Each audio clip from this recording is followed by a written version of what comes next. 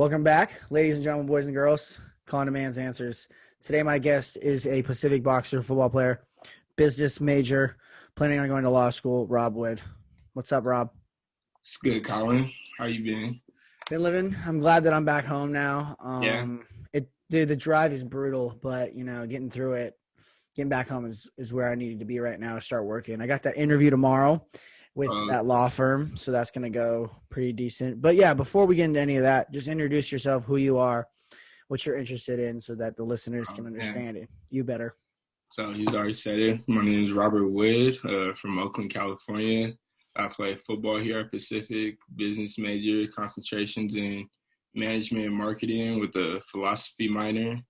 Uh, on the football team, I play corner, safety, nickel, basically wherever they need me to play on defense. Some of my interests you kind of see behind me, like a lot of like movies and shows and stuff, really into the Marvel stuff and the Rick and Morty and favorite movie John Wick. That's a little bit about me. Like it's not the whole story, but What made you want to go to law school? Was it coming to Pacific? Was it before? Have you always had that in mind, or what made you want to go to law school? it was before my dad's an attorney, so yeah, that's kind of like always been a fallback. Yeah. Does it feel like a fallback now, or does it feel like something you're really interested in? Well, I said fallback, shouldn't probably said that, but like something that I've kind of been like primed to want to do, like has his own firm. So like it's law offices of Robert Wood. We share the same name, so like it's like almost like written that like Mm-hmm. next. Are you a junior? Yeah, I'm a junior academically. No, no, not a junior academically. Are you a junior as in like Oh your yeah, surname? Robert Emmanuel Wood Jr. Really? I didn't even know that. Did you growing up, were you called Rob or Junior? So my family calls me RJ for Robert Mm. Jr. Uh, Most people outside call me Rob. Teachers call me Robert. Mm-hmm. Was everyone else calls you Large Rob? But um, but no, is your dad practiced business law, or what kind of law is your dad in? He does workers' compensation. Mm. Yeah, Yeah. so the law that I'm practicing, or I'm going to intern at this summer, is my friend Chris, his brother-in-law Michael Cogshall, who's a medical malpractice lawyer. So I'm going to be doing that kind of stuff. It's really interesting though, because you're gonna work with at your dad's firm, right, for the summer. It'll Hmm. be interesting to see like how it works and everything, because I've never really like been a part of like any firms or anything. I just said, oh, I kind of want to do this. So it'll be interesting to actually see how it works out in the real world. Oh, definitely hit each other up, see how our Mm-hmm. experiences compare and stuff. Is this your first time working there, or did you work there No, before? I've worked there before. It's like really been like pretty unofficial. Like I'll put it on like on a resume, but like there's just been various summers where I just go in for a couple hours, file paperwork, sometimes answer the phone. Mm-hmm. Sometimes I go with my dad to hearings and deposition, or not depositions, but hearings. That's cool. What is that like? So that's like so he does workers comp. I'm not gonna lie, like it's a little boring to me. Like it's not like criminal trial or anything like that. Um, so like yeah, it's cool. Like well, the times I've gone, I guess have been dry, but like he's coming back home and like told me some like stories where like he got pretty heated in there and like yeah. What why philosophy? So like I mean obviously me, I just sit there and think all the time, but like why what made you interested in doing the minor in philosophy? Because like your business and you want to go to law school, so that has the way of thinking and everything. But when you told me the first time that you were like studying philosophy, it kind of like struck me as not a little odd, but just off. Like what made you kind of interested in philosophy? Um, well, just in terms of studying in college, really because like with like being hurt sophomore year and with COVID and stuff, like trying to extend my undergrad, like because you have to be a student to play college football, so like extending my undergrad, it's something I'm interested in. Before college, like I took philosophy in high school and really liked that, just like learning about thinking, and, like kind of like the process of thinking, and something I would have considered, but like I feel like business was more of like broad way of going about things, because wasn't really sure what I wanted to do. Like lawyer was on the back of my mind, but like now I'm like, yeah, that's what I want to do now. Yeah, dude, philosophy is wild. I mean, obviously, I have a philosophy podcast, kind of. It's just what it's the set it's around. But it's wild because like it's kind of like the way that systems of government are formulated is through people's philosophies, and it's also kind of the like as soon as people were conscious, they philosophized, you know? Like Mm-hmm. Immanuel Kant, I'm pretty sure thought the words "I think, therefore I am," which is basically the grounding or the groundwork of consciousness. The reason we know that we're conscious is because you can think, and therefore you are alive, basically, and conscious of you being alive. But yeah, one of the coolest things that I have found with philosophy is that because you can keep going down the rabbit hole with science, but you kind of hit a plateau of the technology of the day, right?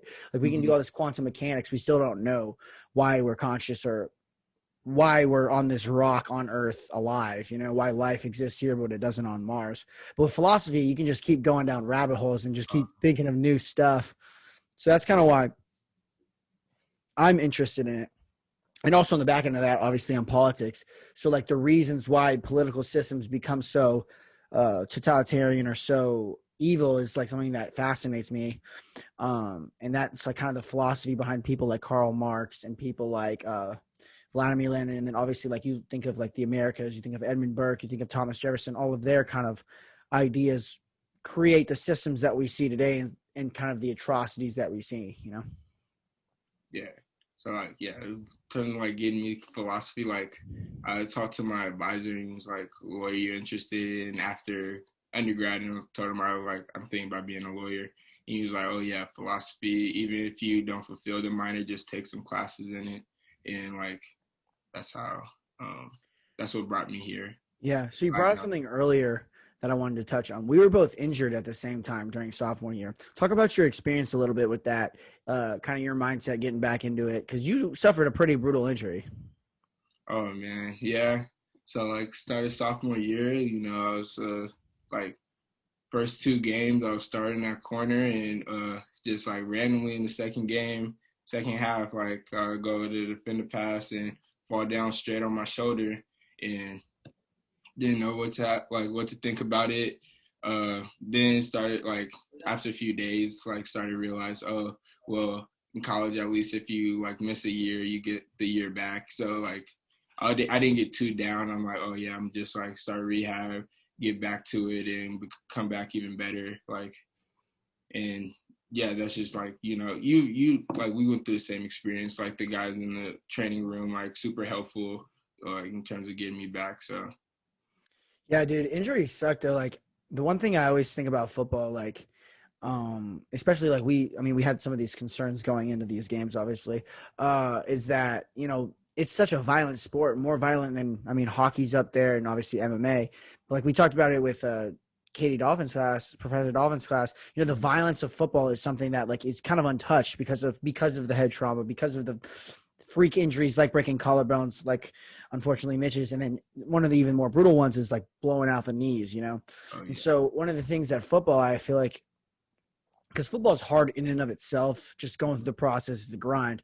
But injuries are another one. And so once that happens, and you, especially when you get taken out, like you maybe you were fighting for a starting spot, maybe you're fighting for playing time, and then all of a sudden it's like your world turns upside down, and you're sitting there and you're like, well, now I got to start from square one already, you know? Mm-hmm.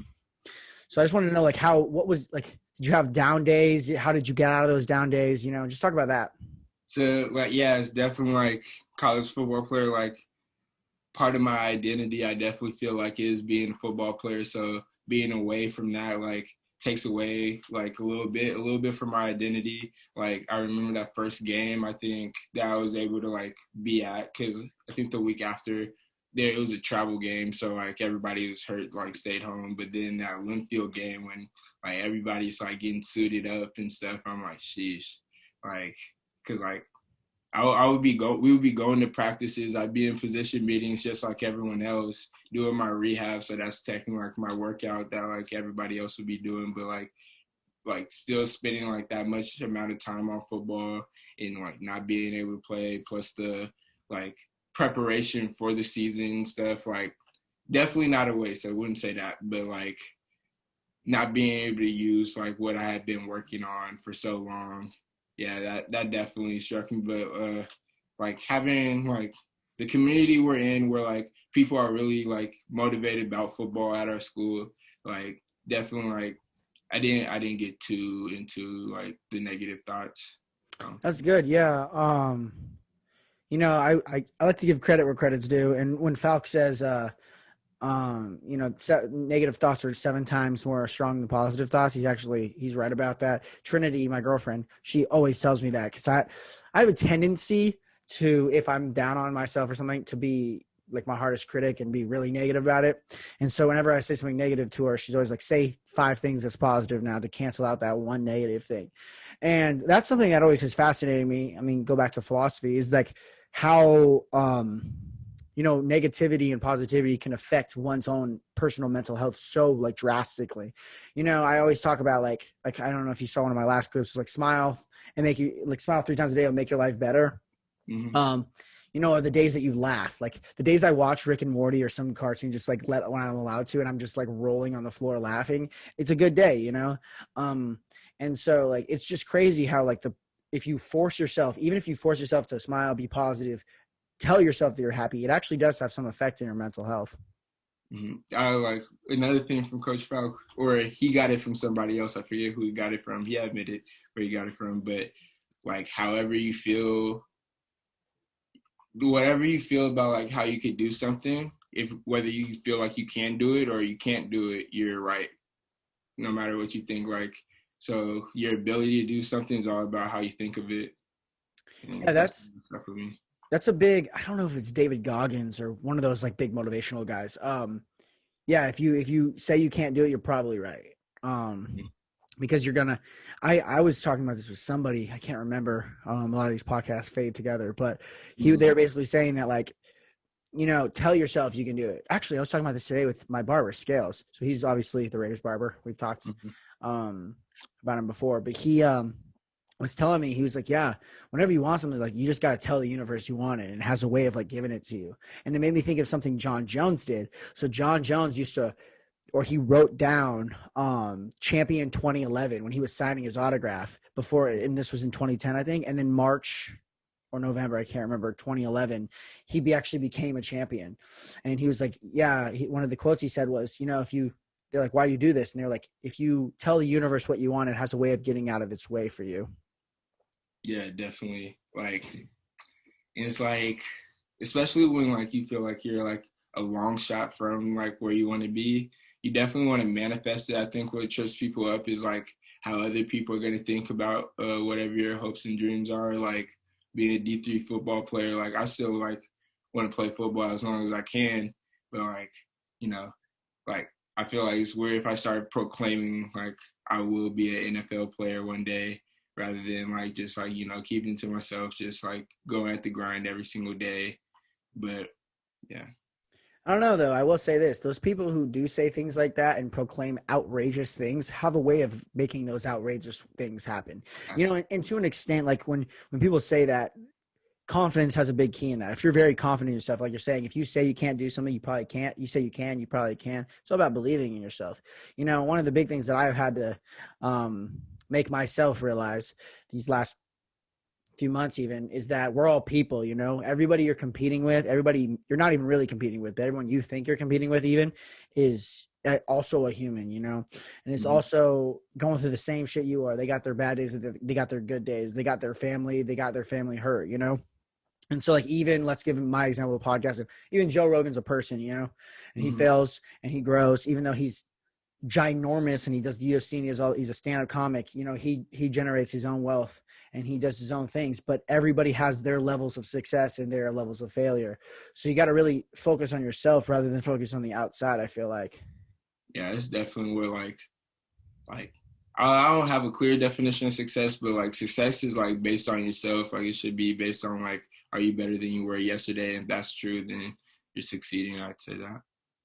No, yeah, and that's I mean, like if you really think about the most successful people or the most people, because you could look at the most successful people as like Steve Jobs and them, but you could also look at the most successful people as the people who succeeded in their heads. David Mhm. Goggins, Kobe Bryant, Michael Jordan, um, and you can think about uh, like how if you succeed in your own head, you're always succeeding, you're always getting better. Those guys have a way about making it like defeating every day, every second, defeating yourself rather than defeating someone else. Yeah, definitely, definitely. It's like, and like some guys like have like a bunch of like external motivators, like the environment they're in, like growing up and stuff. That's what like gets people going too. Yeah, and I wanted to talk to you about this. In America, especially because we're so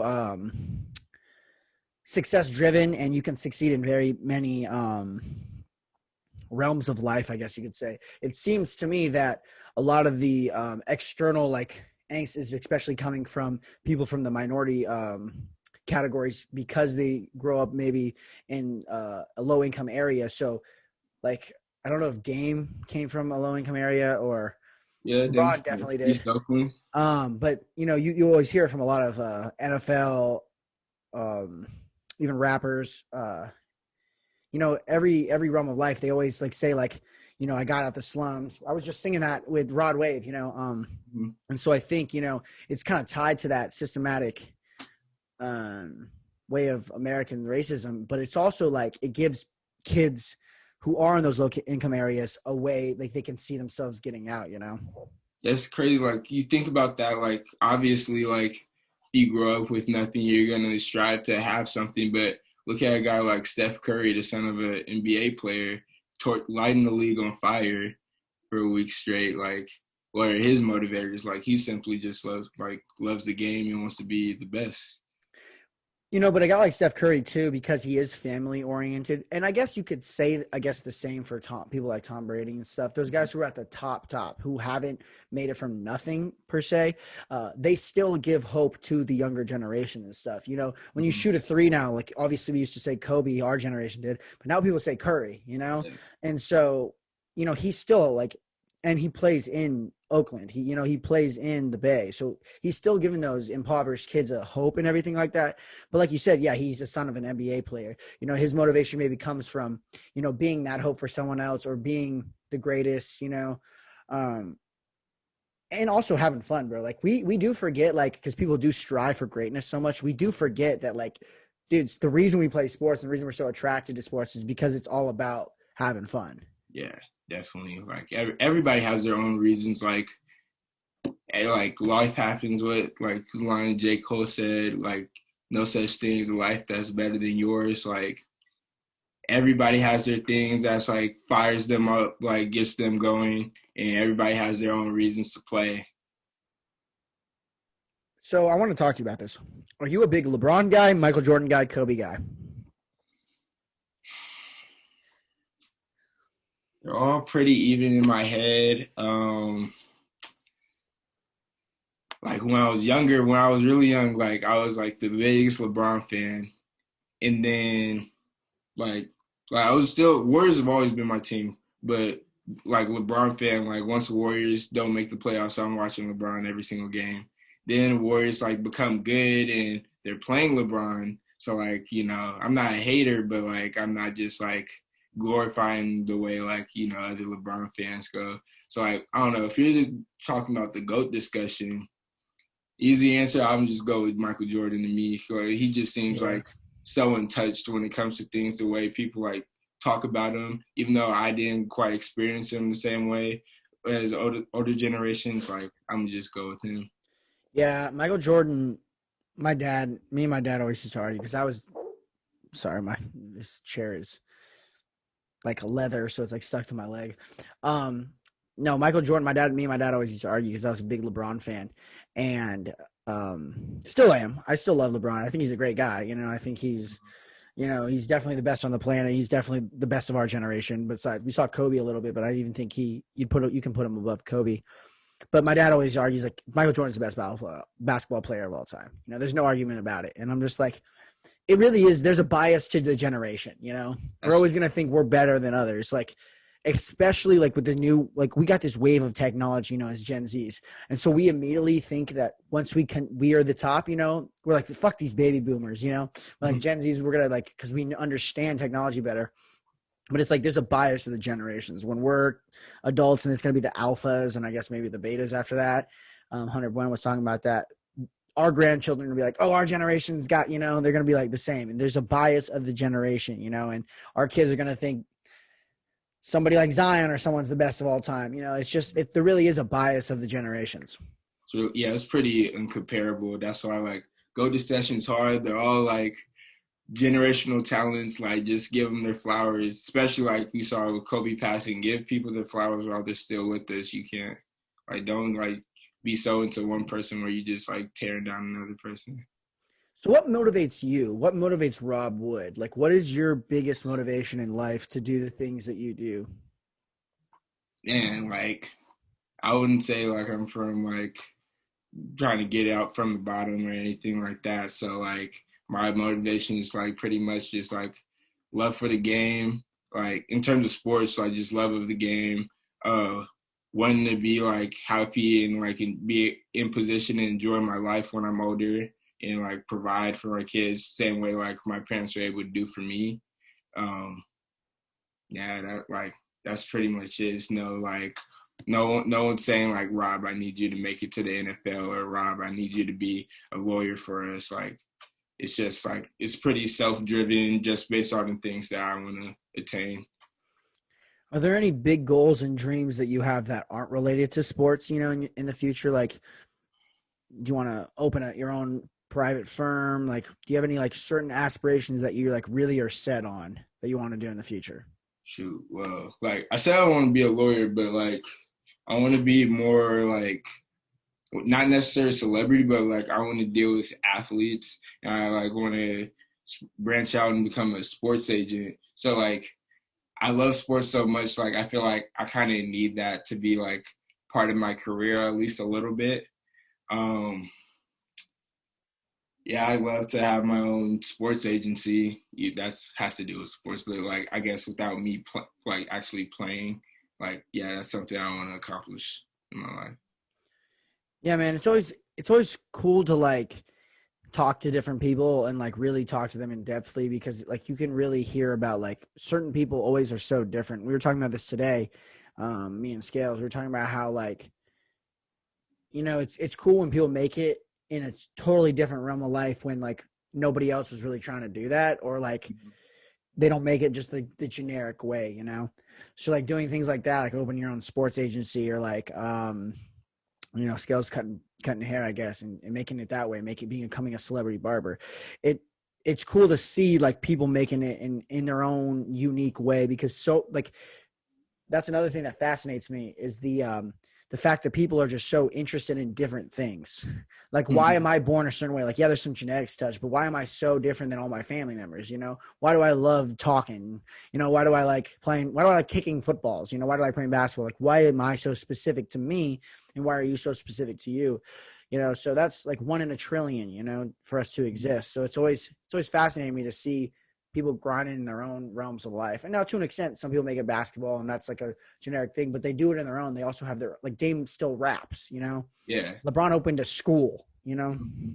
So yeah, definitely, definitely. Like that, like there's definitely things I would never know about you if like I didn't start listening to these podcasts and like you're a talkative person, so I feel like I know a lot about you, but like the way it's like even improved just by listening to these and like having conversations with you, it's like expanded a lot.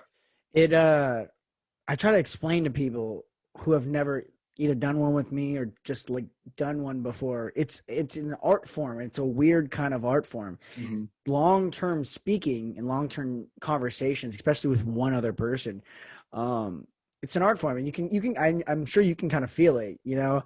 Yeah. And it's like the way that like you just get better at it over time. Like I was talkative, but like if you, like listen to the early ones and then you listen to the medium ones and then you listen to the later ones, you can see how it flows more smoothly and everything. And the same thing goes like in the future, it's going to be way better. And Joe Rogan talks about it before I started my podcast. but it really does, like, it's really something, like, you get into this mode and you start to flow, and it's actually, it feels more engaging, it feels more like concrete, and it feels more personal than just long term, like if we're just sitting there drinking and shooting the shit, you know. Oh yeah, definitely. Like, well, I would say like the way you like carry conversations, like definitely improved as like the months. Yeah, yeah, it's definitely improved over the months. And like I remember like listening to one with Mitch. That's the one that really like sticks with me. I'm like I'm listening through my headphones while like I'm walking my dogs, and like I feel like I'm having a conversation with you. Like you asked Mitch a question, now I like think about my answer to that question, and like that was really cool. But also like I don't know the way I've grown up. Like my dad being a lawyer, like he could talk for a long time too. And like I just grown up having like these long conversations with him, and like Daniel the barber, right? I like have conversation with him forever. Like I'll be at the shop like what, like almost an hour after my haircut, just like trying to figure him out, like Mm. trying to have a conversation with him. Yeah, and there's like nowhere that the conversation can stop, and you're not gonna, like, I never start a podcast ever knowing where it's gonna end, but it's always going to end. There's always gonna be these levels to it, and so that's what keeps it fun for Mm. me, is that never ever, like, even if you have a conversation twice with the same person, it's never the same conversation, and you never know where it's gonna start or end. Really, that's why I don't write down notes. So I don't ask the specific questions, because I don't think it's like as engaging. It's honestly not as fun. People always tell me like, oh, you should have like a script. You should have a theme to your podcast. It's like, no, dude, I like talking. I like long-term engaging. I think the people who listen to it Mm. do too. So that's the thing that keeps me going, is just like, you never know where it can end. But here's a question I have for you. You said you're really into Marvel and everything like that. Has that, did you like watch the, like, read the comics when you were younger and everything? Like, where did that fascination with Marvel A come little from? bit, like used to just always have like superhero shirts and stuff like that. Like I wouldn't say yeah, yeah, okay, yeah, I am super into it. Like I don't know, it's just been kind of like a happy place for me. Like when I'm watching a like Marvel movie, or like I did used to read comics. I haven't, like I'm not super like tapped in on everything, the whole universe, but like I have read, like have a good basic knowledge off it. But yeah, it's just been something that's like surrounded me, like when I was a little kid, just being superheroes every Halloween and stuff like that. Did you ever like DC, or was it like strictly Marvel? Oh no, like so DC, like I will say DC heroes are better than Marvel heroes, but the way Marvel portrays the Marvel stories is way better. So like I I agree. love both. Who is your favorite superhero in them? There's a lot. There's a lot. DC, I really like. I like be cliche. Like I do like Superman, but outside like more mainstream, I would say like the Flash, probably my favorite DC, and Marvel probably say Black Panther, just cause like the recency bias towards it, and the director of the movie, Ryan Coogler, he went to my high school, St. Mary's in Berkeley, Really? and same elementary school, St. Leo's. That's Yeah. crazy. Here's the thing. I feel like Superman could beat up everybody though. Like, he's just so powerful, and it just feels like Superman's kind of like a god. Like, I mean, you like Thor's kind of a god and everything like that, but like it seems to me that Superman is the most powerful superhero of Oh all time. yeah, that's where like comes in like how you portray a story. Like if you just have him win every single fight, that's kind of boring. So like they have to nerf him a little bit. That's when they introduce kryptonite. Like something has to be able to stop him.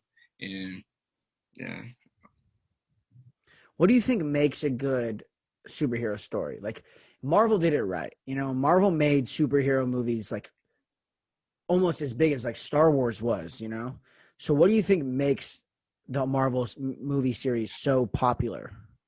definitely the origin stories. Like and like I definitely feel like when people watched Iron Man in 2008, they weren't just thinking it's going to be like part of this 23 movie universe. Like people were just genuinely interested in it. And I think I remember reading somewhere where like they were really just trying to start a line of toys, get kids interested in, make movies about them, and then that's how they expanded upon the universe just based off of like how many people are interested into it. Yeah, Marvel is wild because like Iron Man was really popular, but then that first Avengers came out and it blew like, and then like every single time a new Marvel movie came out, it was packed. It was Oh like, yeah. and they also fed the needle, thread the needle very very well. Like they made each movie matter upon the next movie, and I think that's very important. Like they even made the individual superhero movies matter to like the whole entire Mhm. universe. That's why it really mattered. I feel like. Yeah, even though like definitely like I wouldn't say like every single Marvel movie is great, but like everybody watched them because like it's gonna play into another movie that like you're gonna want to know what happened in that. No, for real. So let's go back to football and sports and everything. You've been playing football your whole life? Just about like when I was really young, I used to play flag, and then started Pop Warner when I was about 8 or 9. Played all the way through 8th grade, or so that started like third or fourth grade. Then played all the way through 8th grade. After high school, played for my high school team, and leaving high school, like I just knew I wanted to play in college. Pacific gave me the opportunity. Yeah, I was gonna ask you, how did you get to Pacific? What's that story? So probably told it a couple times, but so I was started like going to these camps, USA football camps, and started this regional development camp. And our teammate Chase was there. Our teammate Isaiah was there. Um, and like after each camp, you get invited to like another one that's like more selective. I guess. So then there's the development games. I remember Chase was also there, and that was at UC Davis. And then we get to the national team or the national game in Dallas, Texas, and Chase was my roommate, and it's like I talked to him throughout the process, but like we weren't like super close, but like him being my roommate there, like oh, I really got to know him, and like Coach G was the defensive coordinator for that. So I guess he was running some of the camps up in the Northwest. And so I had never experienced it. I didn't know about Pacific until I got to Dallas and about to play in that game. And then I found out Chase had already committed here. So it definitely made me interested. And yeah, the way he talks about football definitely like separated itself from like other schools that I was deciding between. Yeah, somebody else was telling me that. Oh yeah, you guys were talking about that at the lift, how you guys played for Coach G. Um, yeah, that's wild. It's even more wild because you guys are defensive players, you know. Mhm. How much has having a coach like G made you a better football player? He's made it so like I could really trust him about a lot of things. Like I remember like going at that camp, like he's like coaching me up on my technique, and like it's kind of annoying. Like when like well you're a kicker, but like I'm pretty sure like somebody runs like a short inside route while you're playing off coverage, like it's like pretty easy, it's hard to defend.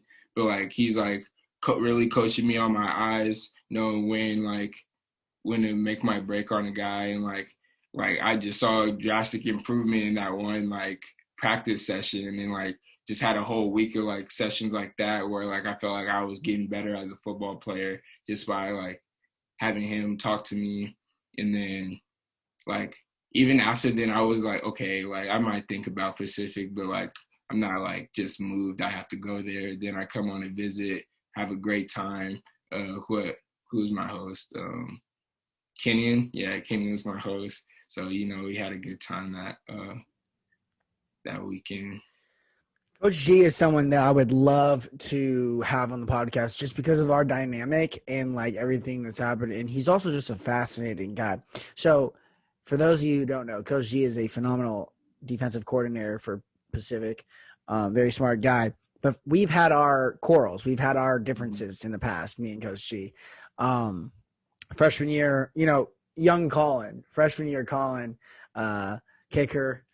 Um, our head coach at the time, Coach Buck, told me and this other kicker, Charles, go run routes for the defense, right? He told us go run routes. And I was like, all right. I go up to Coach P. Coach P's like, hey, this route.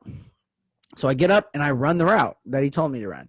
And Coach G loses it because I was supposed to walk. They were in a walk period. I didn't know this because our coach told us to go run routes. And so just in my head, I'm thinking, oh, I'll do this. So I start getting yelled at and I start leaving. I'm like, oh, I'm sorry. I didn't know. And he keeps on yelling. I'm like, I'm sorry. I didn't know. And you can hear how that's a little condescending attitude going back. So he's like, get him over here. Don't ever talk to me like that again. He just starts yelling at me. And I'm like, I'm sorry. I really didn't mean it. And so after that incident for a year and a half, we were kind of butted heads, there's multiple incidents, but, up to like this point, like, going into junior year, we were like really cool now. And like, he's, I mean, obviously he's a new father and everything like that, but we're like cool now. And, he's a very interesting guy, but just like having that dynamic and just like knowing who he is, he's a very intense person. I feel like just having him on to like learn about him, why he is the way he is, why football is so important to him, why he's such a good defensive coordinator, I feel like would be a phenomenal conversation. Bro, like, I don't know if you've experienced it the way I have. Like, some of the speeches before games, like, they'll really have me ready to run through a brick wall just because he told me so. Like, man, he really gets me fired up. And like, it's like a mix of like, he's not always that intense. Sometimes like he'll like, so like in a calm voice, like tell him why we're doing this, because of this, what I need to do, and like super calm. Yeah. But like he knows how to change the pace really well. Well, yeah, I even hear you guys sometimes when, I mean, this last game I was getting warm every time the offense got the ball. But usually, I'd be able to hear you guys over in your little corner, and he just like what he's saying to you guys just sounds very like, but I like Coach Falk a lot. I think he's driving our football program in the right way. And I think the talent we have this next year is going to be interesting, because I think if there's going to be a team at Pacific in the next years to come, I think this might be the one to make a little run for it. Yeah, I think so too. That's what like keeps me so fired up. That's what's like been keeping me like motivated through this pandemic, because like it's been really easy to be like, oh, we're only playing 2 games in the spring. Like, do I really need to like be doing footwork right now? But like wanting to compete with, because we have a good group of guys. So like, it's not just like, oh, Rob, you started before, you're starting again. No, it's like, it's real competitive. I know I need to be sharp because everybody else is coming and trying to be as sharp as they can. No, yeah, I think like in each position, I mean, there's some positions that are lacking a little bit, but like obviously a lot of the guys who are older didn't play this year, but I feel like a lot of the positions we have right now have a lot of competition, or at least a good enough. Like even with us, like we were talking to this, me, Caden, and Zach were talking about this. If we had a kicking coach, mm-hmm. the potential for our group of guys in the specialist room is limitless. Like just like our strength and our composure. Caden is phenomenal at all 3. I'm very strong, and Zach is very good at kicking at kickoffs. Mm-hmm. It becomes a little difficult when we don't have a kicking coach, because it's like we couldn't be as fine tuned as the George Fox guys. Even George Fox guys have a kicking coach. So, we always talk about that. Like if we had a kicking coach, like the potential is limitless. But I think in every position on our team, there is at least 1 or 2 guys battling for playing time, if not a starting spot. Mm-hmm. Definitely. Yeah. And like, I feel like everybody have like a coordinator, like we have, like they'd be like super motivated to play. For sure. So what is one of the hardest lessons in life that you had to learn the hard way? Just in general, like, you like learn all these things when you're younger about like what's right and wrong, how things should be. Then you get older and realize like it starts to become like more and more ambiguous. Like life has a bunch of gray areas. Those are like the most frustrating. Like you think like, oh, I did X, Y, and Z or A, B, and C, and like I should get this outcome, but that's not always that's not always the case. Like you don't always see like the benefit or the outcome that you want, which is always hard. Yeah. It does suck to learn that like even if you work harder than everybody, you still might lose. Yeah, You can't know? think like that though. But No, you can't. No, but I'm saying like even if you don't think like that, you could. yeah, And I think losing is necessary or failing is necessary. Um, Falk made a distinction that I want to talk to him about because he says failing is not failure. And I disagree a little bit. I think failing and failure are one in the end. I get what he means. Like giving up is failure, but I think sometimes you do need to give up, and sometimes like there becomes a point where the thing that is causing you to fail so much, you have to give up. And I wouldn't call that failure. I would call that because maybe like say you're working in a job, right? And you've been like you're not doing good. It's because you hate it, but you know what you want to do. Like maybe you want to do something creative. Maybe you're a really good painter, but you just can't give up this 9 to 5. You know, I wouldn't call it failing for you to quit your job and start painting more. I would call that. I wouldn't call that quit a failure. I would call that you just finally deciding to win. yeah, you're just redirecting yourself. Yeah, and so I want to know if he means that or if he means, in football in general, because football is not for everyone, which is the sad part. And there's a lot of times where I think it's not for me. You know, I'm thinking, I got all this stuff, I got all this work, but then I play and I'm just like, God damn it, I love it, Like yeah, and or my mom, I'll be like, Mom, like I'd have so much more time. I would just like, I could podcast every day. And she's like, yeah, but you have all this time to be an adult. You get the rest of your life to be an adult. You got one more season to play football. definitely. I was like, Mom, come on. You Yeah, know? like that's the thing. Like you never know. Like not like you just never know. Like when like everything's been written. So like you just gotta like I just live every moment like it's your last. I guess like there's no tomorrow. One of the best quotes I've ever heard was a guy has a what is the thing called when it's like the sand and it goes down, falls? Time hourglass. Hourglass. Yeah, I was thinking time too for some reason. But he has an hourglass and he flips it over, and he's like, why do we focus on the past? The sand always runs. What happens in the past is the past. Like the sand has never stops running. All that matters is the sand that's falling in the moment. And I think a lot of us, focus on the things we've done in the past, things we want to do in the future, and really none of us ever worry about what we're doing in the moment. Um, I thought about like how long life really is. We all say how short life really is. We really never realize how long life really is. How many moments we've wasted.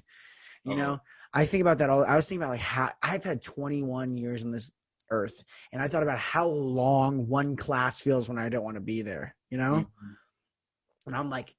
And like I've lived so many seconds and so many hours already at 21 years old. Um, and it becomes this thing where it's like I've wasted probably more. Well, I was a kid, so I've wasted enough time to where if I saw the script at the end, whenever I cackle out of here, whenever I'm done with this, if God universe showed me a script of how much time that I've wasted, how much time I did stuff that I wanted to do, spent time with my family, I don't think I'd be happy with the numbers that I saw. Oh, definitely. You just have to live, man. Like you think about like they're saying like everybody has the same 24 hours, and like you look at guys who are our age, like that are like pretty successful, like Tyler Hero, Zion Williamson. Those guys are, class of 2018 out of high school, like playing on the highest level, and it's like we've had the same amount of time to like build at our craft, yet they're way ahead of where I want to be, and it's like you can't really compare yourself to everybody, but like you just think like don't Especially think now you to D didn't have enough tackle. time. Don't think you didn't have enough time. But like Yeah. you gotta think about like, okay, going forward, I like gotta like lock in. I don't like the basketball, the NBA player analysis because those guys are humongous Okay, people. that's true. I mean, now, granted, there's like people like Cole Anthony who's 6'2". That's right around our height. But he's also Greg Anthony's son. Yeah. I digress. But there are people who are our age that are grinding. Mm-hmm. Um, that are small and everything like that.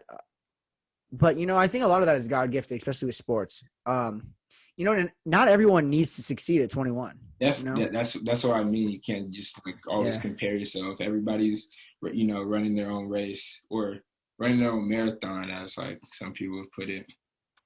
yeah.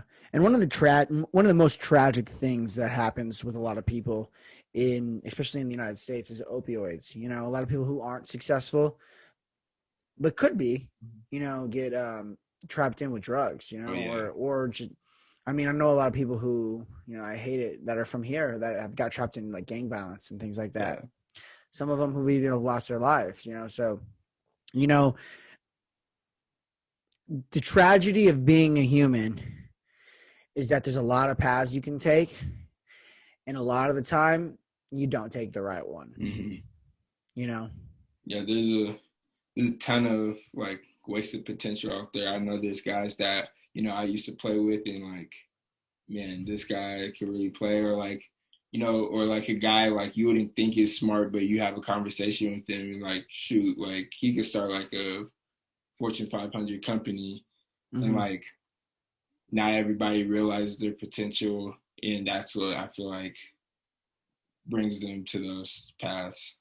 Just not being able to see the bigger picture. Yeah.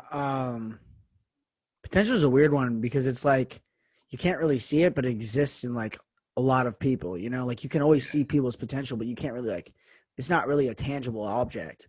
Right. But, back to what you were saying, about, what were you saying? Man, I can't remember. What were you saying? You were talking about, oh yeah, the potential of people and everything like that. I was a little intoxicated a couple nights ago when I was still in Oregon, and I was sitting there and I was just recording my thoughts because I never do that. Like Mm-hmm. whenever I'm just like being me and I'm just having my thoughts, I never record them.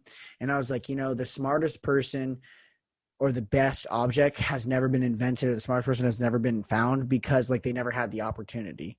Like think about the immense, and this is not my own thought. Somebody was telling me on a podcast, and I also listened to it on things. But imagine how much potential there is in Africa and all these underdeveloped countries, or even developed countries who just haven't found, like even creativity, who just haven't had the exposure yet. The Mm-hmm. smartest person has never came out and said it because they were never found. Like Albert Einstein was not the smartest person who ever existed. He just was found, and his research worked. But the smartest person and the most creative person and the best objects were never invented because they never had the opportunity to be invented. It's a fascinating Yeah. thought to think of.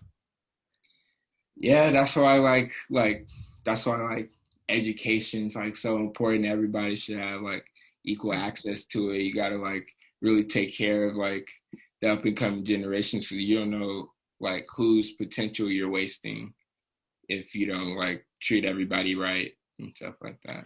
The thing that makes me want to get my act together more than anything, really, is that like the scariest thing that I thought of the other day is like I could give birth to I couldn't give birth to anyone, but I could what I mean by like is I could cause the life of my girlfriend could get pregnant and give birth to Rob was like pause.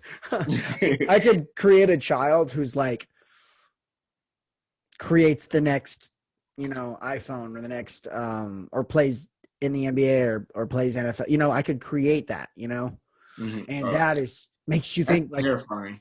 it's That's terrifying. terrifying. I, And I I don't know anything about being a father, but like I know I'm not prepared to be one right now. mhm. I can tell you that right now.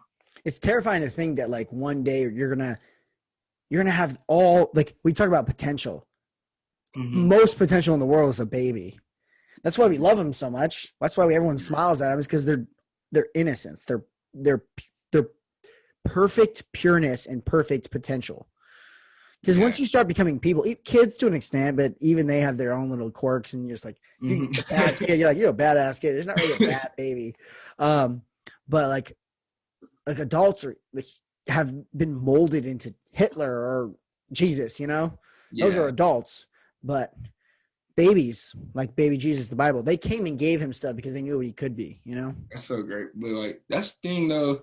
like you say, like as we get older, we get like a little bit more rotten. Like some people might not find their spark until they're 50, 60 years old.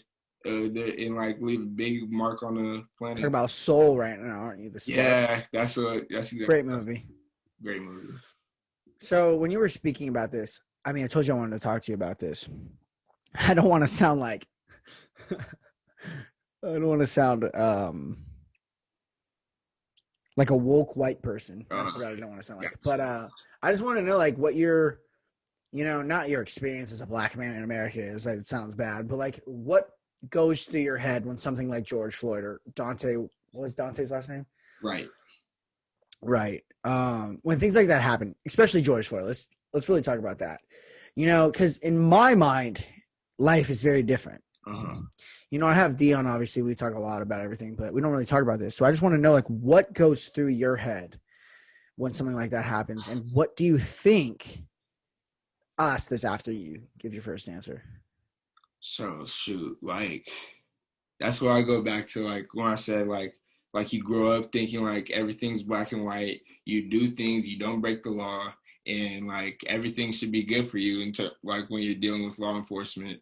But unfortunately for black people, that's not always the case. So you see people like that, it's like, yeah, it's all like cliche, but yeah, that could have been me. Dante Wright, he's younger than like he's 20 years old, graduated high school 2018, same age as me, younger than me actually, but he had a kid and stuff, and it's like, sheesh, and it's like even if they were like any non-violent crime, like even if he what like George Floyd, maybe what if he did steal from the store, like but they said he was using counterfeit money or something like that. Yeah.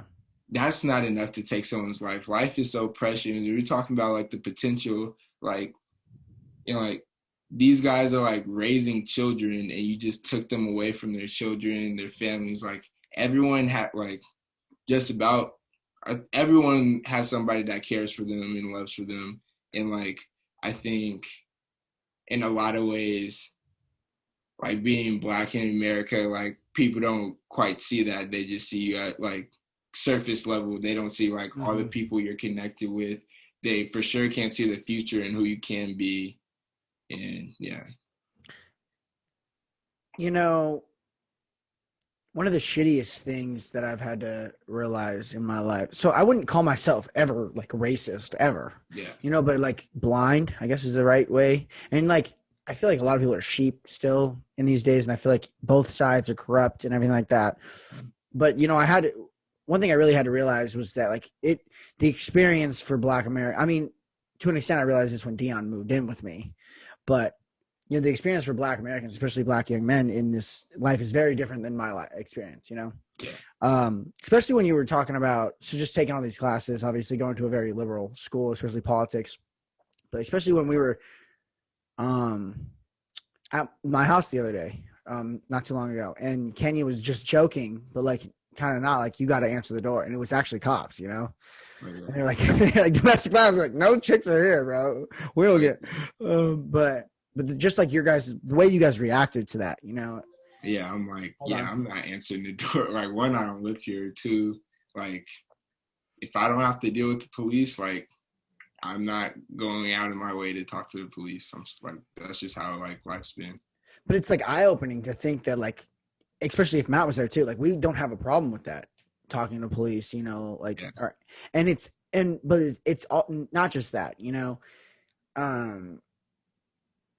all think about Abraham Lincoln as this godfather, right? This guy who freed the slaves and everything. But he, like, we were just reading his debate with Stephen Douglas, and Stephen Douglas was like, black people are inferior. He was the classic Democrat of the 1800s. He was saying that, like, they don't deserve rights, and Abraham Lincoln was like, no, everyone deserves freedom and everyone deserves political rights, and then and you're like, oh, this sounds great, and then he goes on, he's like, now, but I've never been in favor of them like marrying white people or like living next to us. Like, obviously they're inferior, they're just people, but they deserve the rights, and you're just like, that was progressive. 1860. Yeah, that was the standard at the time. He was radical for saying that. It was very radical for that time. And it's technology. While a lot of it has become overly exalted, um, it's changing radically because of how bad it was for so long, and it still is bad. Like there is a system around white supremacy in America or white privilege, I guess we could say, or that you can. And so I don't believe that every white person has just a benefit over every other person, but I do believe that the majority of white people who are privileged from times when they were oppressing other people. You know what I mean? This is how I'd say it. Like, okay, white privilege doesn't mean your life can't be hard. White privilege means your life isn't hard because you're white. Like, I think, That's a good quote, Rob. yeah. Like, okay, I Hey, didn't that's a come up clip with right that. there, I didn't motherfucker. come That's up a with that, clip right but there. yeah, I'll say it again. White Say it. privilege doesn't mean your life can't be hard because you're white. It means that your life isn't hard because you're white. Like, Yeah. And so for people who are like, that doesn't make sense because you're just listening. What he means is listen, means your life isn't hard. Your life can still be hard when you're white, but your life isn't more hard because you're white. yeah. That's what he means. That's fascinating. That's a great quote. Rob Wood. I'm clipping that. No, it really is. And there's a thing to be said.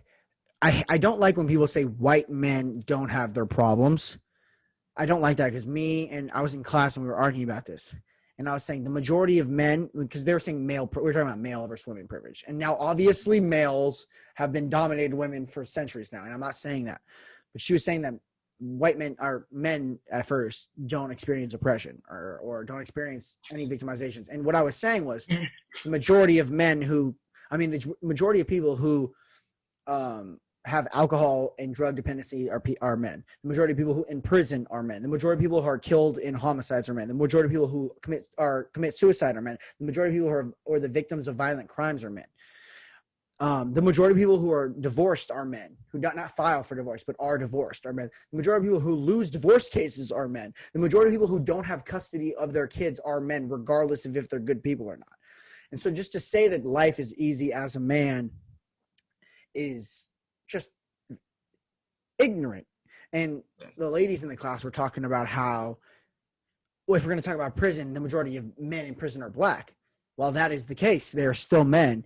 And the majority of people who have alcohol dependency and drug dependency and suicide are white men. And so to say that the life is easy for any race is not efficient enough. The problem is when we get in these spheres where we diversify everything so much. And that's not saying we shouldn't address the racist problems of America or the sexist problems of America. It's just saying that, there's no winners or losers in this. There's just bad people versus good people and what we need to fix. Yeah. Like, it's hard to even talked about in a philosophy class, like talking about like relativism, and it's like not every like yeah, it is kind of like some things are like just good and bad. Like you can't like try to come to some middle ground on topics like racism. Like no, racism is bad. There's no like if ands or buts about it. And, like we're just saying it's like when you say like these stats, it's not like some like pity party where like oh people should like think about men more. It's just like no, men are people too, but like our life, like I said, like about white people, men's lives aren't harder because we're men. It's like others, like social issues. I disagree though. I think that life, especially in the United States, yeah, I guess you could say it's a societal problem and cultural problem, but uh, the one standard that men are held to that is the hardest standard is success. Did you know that the number one cause for divorce is a man losing their job or becoming dependent on alcohol or drugs or having mental health issues, a mental health break? Those are the three causes of divorce in America. And a lot of them fall along the lines of success, what we deem successful. And, a lot of the tough thing about these questions is a lot of them can be boiled down to a biological connection. So racism can be boiled down to in the past and our ancient ancestors, like long times ago, people who look different than you brung diseases and everything like that. So you would want to stay homogeneous. And then you can go to sexism. testosterone is the hormone that creates aggression and protection. And then you can get to what's the last one I was just talking about? Like Suicide or alcohol dependence. uh success. That could be deemed as women want to mate with men who are successful because it means that they are the most dominant, and dominance in a man is seen as very biological, like fitting for a father, and therefore they want to be with them more. So, sorry, a lot of these problems can be deemed down to biological. The problem with that is we're so far advanced and so far into this market, this technological realm, that we forget that we're apes. We forget that we're these things dependent on hormones and dependent on dopamine and dependent on drugs, and Well, yeah, definitely. Like, it used to be like that's how we like kind of used to think about things like men are providers, but like now, like women could provide for themselves. Like, they don't get paid as much, but like they don't they could provide for themselves if like need mm-hmm. be, given like all the like equal treatment, given equal opportunity a woman could provide for Mm-hmm. herself in today's time. So back to the biological, what I was saying about that. The problem is, though, like how far do you want to take the biological arguments, and also how, because like, I mean, we were talking about this in Professor Dolphin's class, transgenders in sports, Yeah. and then an argument can be made about you know her name, I'm sure, the track lady who has the most yeah, and then like, is she not allowed? The problem is testosterone does make a difference. It makes a big difference. But like, okay, like we have that argument for Cassius Dominion producing more testosterone than any other woman. I saw something last week about like Michael Phelps has something in his body that like where he doesn't produce as much lactic acid as other athletes. So like that's like also a biological unfair advantage. You know, you know, just, I just thought about What? when the girl in our class said that the chick from Oregon could beat LeBron. You're like, wait, what? See, no. Who said it was Sabrina Ionescu. She's a great player. She's Yeah, like the WNBA. They put out a new line of jerseys. I think I'm a cop her jersey once I start working again. I'd wear a But Las Vegas Aces jersey. Pause. those are hard too. Like Yeah. every team in the league got new jerseys that are like pretty nice. But like, come on now, like let's compare like apples to apples, oranges. So like, okay, that was bad. That was I should. No, that's not bad. That's not bad because it's true. Men and women are different. Like it's hard to, even though they're playing the same sport, it's hard to compare. Like It's the most comparable argument. Women don't play football.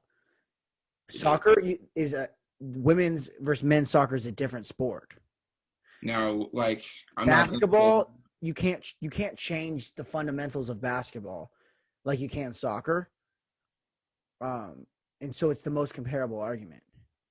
I kind of wish like they at least tested the waters a little bit more rather than like so like we could like have an answer on these things, but No, because you know how bad it would look if LeBron played Sabrina Ionescu.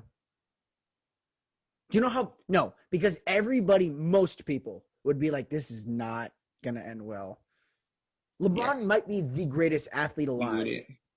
Like, yeah, okay, he wouldn't be playing for anything, but like, see, like if we he'd be playing for. He wouldn't be like. I don't think he wouldn't be playing for anything. Plus, like he's a supporter of like women's basketball, so he wouldn't like do anything to try to like diminish like what she was doing. But like I don't know if she like say like she like made a shot, like that'd be something inspiring. Like I don't know. There's a big difference. If a girl sat down where I'm at right now and did this, there's not a difference. Yeah. Maybe I'm a better speaker because I'm a better speaker. Maybe she's a better speaker because she's a better speaker. But there's not a difference in the biology, Mm-hmm. If LeBron plays any woman in basketball, there's a biological difference And see, that's another thing. LeBron might be the greatest basketball player to ever live. Like, let's at least say like the greatest women basketball to ever live, women basketball player to ever live. You know, Lisa Leslie, I don't know. Like, I don't know. I don't know. just a couple good ones. But like, my sister's better than me at volleyball. But Yeah. like, if we play on a like, I can. When I played, I could clearly jump higher than her. You Yeah. know, but she doesn't mean I'm better than her. It's Change our scale, cause like what? Like Stephen Curry, he's not just beating everybody off of like his like male traits. I guess like he like could run like faster maybe, but like he's not physically imposing himself on everybody he's playing against, and I'd say he's like playing the best right now in the NBA. yeah, because LeBron's out, AD's out, KD's out. However you want to pigeonhole it, or No, however you want I to mean look at it, he's playing he's like top right now, five, he's and playing the best he's right now. top five, and 3 out of the top 5 are out. Robert.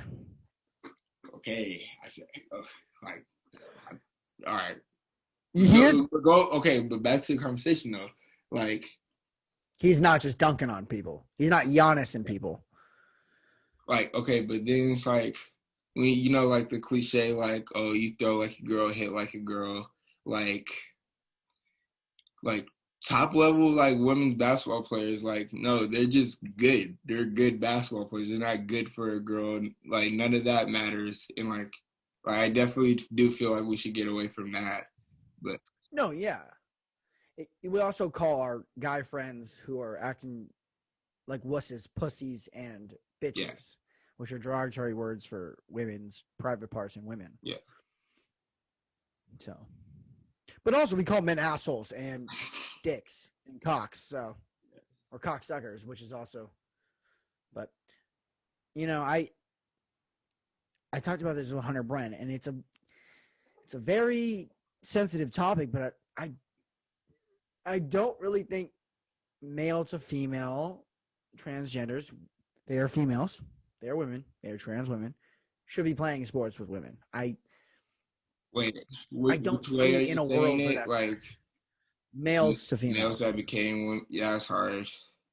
Like not to make light of them, like you seen Joanna Man, like that's just like unfair. I don't know what that It's is. like Can this you movie where enlighten us? this NBA player basically just like changes gender or doesn't change his gender, like just starts dressing like a woman and becomes a WNBA player and like dominates the WNBA. That's a It's a movie. comedy, but Oh, yeah, it's just like that. The thing is, like, there's a lot of things that are like unfair about sports, which what makes them sports. Like everybody's different, brings their own thing to the table. So, like, it's just such a hard topic. How to go about it? it, we don't have answers. That's kind of the problem. Because there's one side of the coin that's saying there's no difference, which Yeah, is absurd. And there's another one saying that like women suck, men are greater than everything, and that's also yeah, absurd. So it's like it's hard to thread the needle, being like there are biological differences between men and women, while also saying, but there is not a skill gap because you would never limit what a woman could do in chess. yeah. But also, what would happen if Tiger Woods played against the greatest woman golfer or Serena Federer?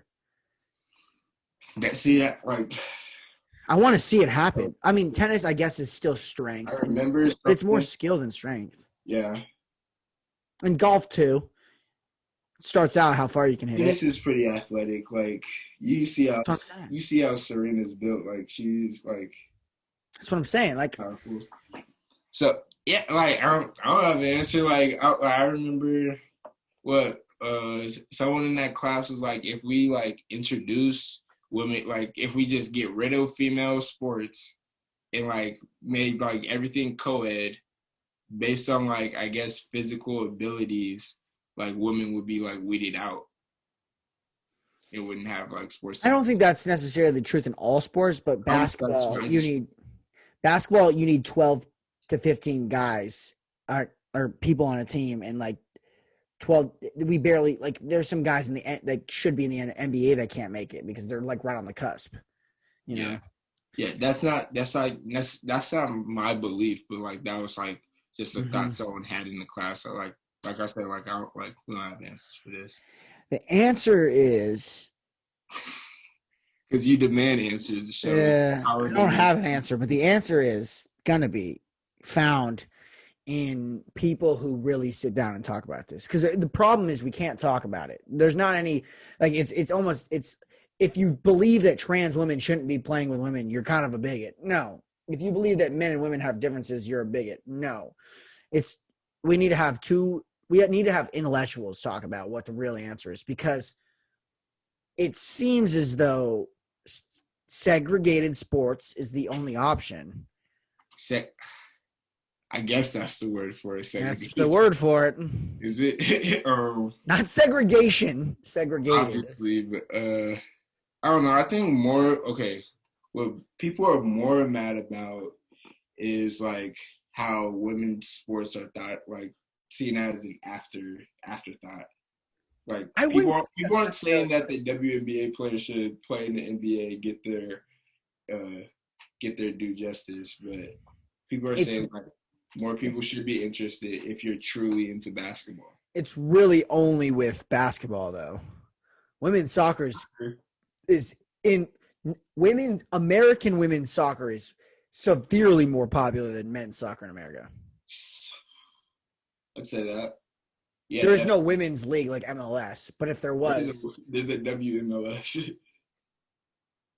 Yes, there is. There's like we have a team in Portland, the Portland Thorns. all right, hold on, I gotta look this up.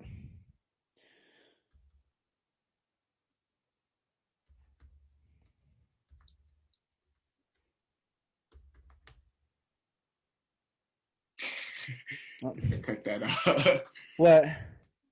You're Oh, gonna, just the nothingness. National Women's Soccer League. It's NWSL. Actually, we're gonna share. No, no. Oh my God, you're right. yeah. That's the thing. Like the like people I didn't even know that. like okay I play football, but like I'm a big fan of basketball. And like I don't care who's playing. Like I like chance to watch basketball. Like I'm gonna watch it. Maybe not like if it's football. Like football is more of a rare Yeah. occasion. So of course I'm gonna have an NFL game on.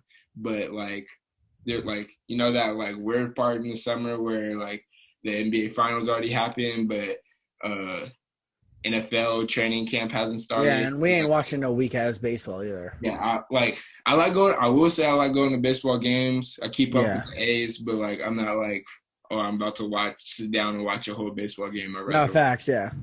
I'd rather watch a WNBA game. Which not to slight them, but like yeah, like I'm a fan. Like I've been when we're allowed to go to games. Like I used to go to the NBA. women's Pacific games.